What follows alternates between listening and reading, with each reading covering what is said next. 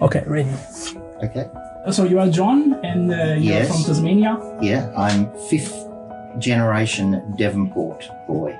So I've always lived here in Devonport, and this is my fifth business in the community, but this is the boyhood dream. So when I was 14, I dreamt of having a business where I could travel around the world and find amazing things and actually make a business out of it. That came to fruition in 2003. I'd sold my previous business and I'd had a knee reconstruction and was resting up and thought it's time for another business. I wanted to be an importer and travel somewhere in the world to buy, but not knowing really what it was I wanted. In 2003, I told my wife and 4 children I was going to China for 2 months.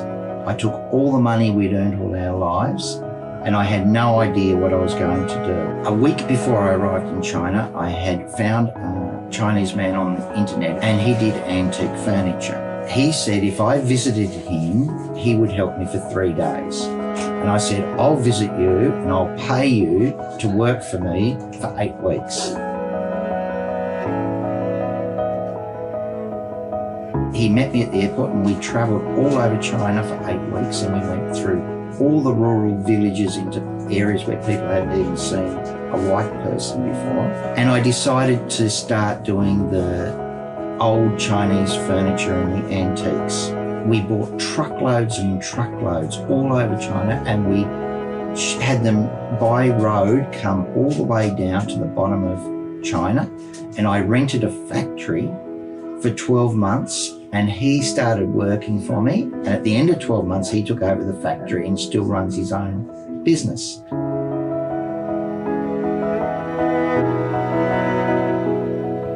And then I quickly realised that I wanted not only to have antiques from another country, but to expand the business and go into local. Within 12 months, the business had grown. I identified this building, and 19 years later, we're still here and getting bigger every year. And I now go all over the world buying, and if anyone has seen the American Pickers, well, I am the Tasmanian version of that, but we do the real thing. We don't go buy 1 or 2 things, we buy truckloads at a time.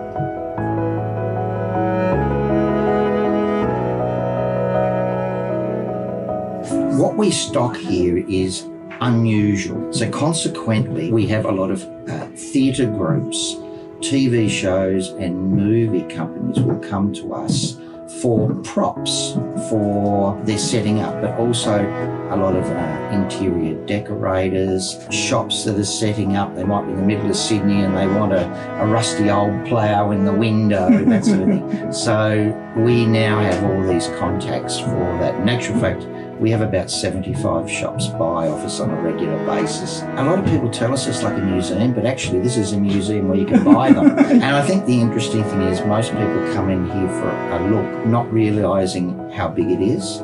They have no intention of buying, but they come to the counter with about 10 things because they can't help themselves. And really it's the people that you meet on the journey. I get more pleasure out of the buying than the selling. So I never worry about, with my business, the selling side of things. I worry about what it is I'm going to find. And I like to confront people with the weird and the unusual. And when we find things, we like to do it in an overload. And so one of the things we bought 2 or 3 years ago was a camera museum. And we bought 1,500 cameras.